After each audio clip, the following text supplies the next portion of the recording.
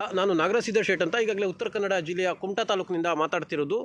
ವಿಷಯ ಏನಂದರೆ, ಈಗಾಗಲೇ ನಾವು ನೊಣ ಮತ್ತು ಸೊಳ್ಳೆಗಳ ಬಗ್ಗೆ ಹೇಳೋಕ್ಕೆ ಇಷ್ಟಪಡ್ತೀನಿ. ಯಾಕಂತ ಕೇಳಿದರೆ, ಈಗ ನೊಣ ಯಾವ ಜಾಗದಲ್ಲಿ ಬರ್ತದೆ ಅಲ್ಲಿ ಆಹಾರ ಕೊಳೆತ ಸಮಯದಲ್ಲಿ ಬರ್ತದೆ. ಅದು ಏನಾಗ್ತದೆ ಕೇಳಿದ್ರೆ, ಕೆಲವೊಂದು ಜನರಿಗೆ ಗೊತ್ತಿರೋದಿಲ್ಲ. ಯಾಕಂದ್ರೆ ನಾವು ಸ್ವೀಟ್ಗಳನ್ನೆಲ್ಲ ಒಳಗಿಡ್ತೀವಿ, ಆದರೆ ಅದ್ರ ಡ್ಯೂಟಿ ಅದು ಮಾಡ್ತದೆ. ಯಾಕಂತ ಕೇಳಿದ್ರೆ 4-5 ದಿನ 10-15 ದಿನದ್ದು ಒಂದು ಸ್ವೀಟನ್ನು ಒಳಗೆ ಇಟ್ಟರೆ ಅವ್ರು ಹಾಳಾಗಿಲ್ಲ ಅಂತ ಹೇಳ್ತಾರೆ. ಅದು ನೊಣಗೆ ಗೊತ್ತಾಗ್ತದೆ. ಅದು ಪಕ್ಕ ಒಂದು ಲೆಕ್ಕಾಚಾರ.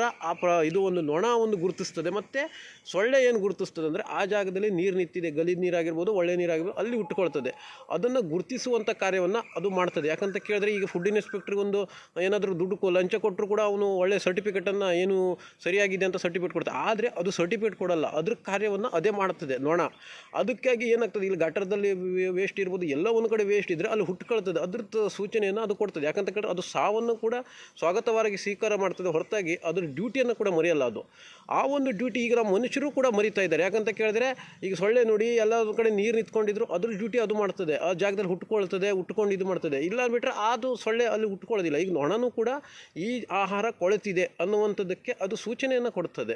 ಅದು ಕೆಲವೊಂದು ಜನರಿಗೆ ಗೊತ್ತಾಗೋದಿಲ್ಲ. ಯಾಕಂತ ಕೇಳಿದ್ರೆ, ಎಲ್ಲ ಒಂದು ಕಡೆ ನೊಣ ಬರ್ತಾ ಇದೆ, ಹೋಟ್ಲಲ್ಲಿ ನೊಣ ಬರ್ತಾ ಇದೆ, ಮತ್ತೇನಾದ್ರೂ ಗಟರದಲ್ಲಿಂದ ಹೋಟ್ಲಿಗೆ ಬರ್ತಾ ಇದ್ರೆ ಅಲ್ಲಿ ಗಲೀಜಿದೆ ಅಂತಲೇ ತೋರ್ಸೋಕ್ಕೆ ಬರ್ತದೆ. ಅದು ಆಹಾರಕ್ಕೆ ಅಷ್ಟು ದಿನ ಆಗಿದೆ ಅಂತ ಮುನ್ಸೂಚನೆಯನ್ನು ಕೊಡ್ತದೆ. ಕೆಲವೊಂದು ಜನರಿಗೆ ಇಲ್ಲ ಗಲೀಜಿಲ್ಲ ಅದಿಲ್ಲ ಅಂತೇಳಿ ಎಷ್ಟೇ ನೀವು ಪ್ರೂಫ್ ಮಾಡೋಕ್ಕೆ ಹೋದರೂ ಕೂಡ ಅದು ಕೇರ್ ಮಾಡೋದಿಲ್ಲ. ಅದರ ಡ್ಯೂಟಿ ಅದು ಮಾಡೇ ಮಾಡ್ತದೆ. ನಾವು ಏನು ನೊಣ ಅಂತಷ್ಟೇ ಹೇಳ್ತೀವಿ, ಆದರೆ ಅದು ಕಾರ್ಯವನ್ನು ಅದು ಸೂಚಿಸ್ತದೆ. ಯಾಕಂದರೆ ಯಾವ ಇಂಪ್ಲುಯೆನ್ಸು ಯಾವ ಸರ್ಟಿಫಿಕೇಟ್ ಅದಕ್ಕೆ ತಾಗೋದಿಲ್ಲ. ಅದು ಏನಾಗ್ತದೆ ಅಂದರೆ, ಆಹಾರಕ್ಕೆ ಇಷ್ಟೇ ದಿನ ಆಗಿದೆ ಅಂತ ಅದು ಹೇಳ್ತದೆ. ಯಾಕಂದರೆ ಬಿಸಿಯಾದಂಥ ಒಂದು ಆಹಾರಕ್ಕೆ ಅದು ಹೋಗಿ ಕುಳಿಯೋದಿಲ್ಲ.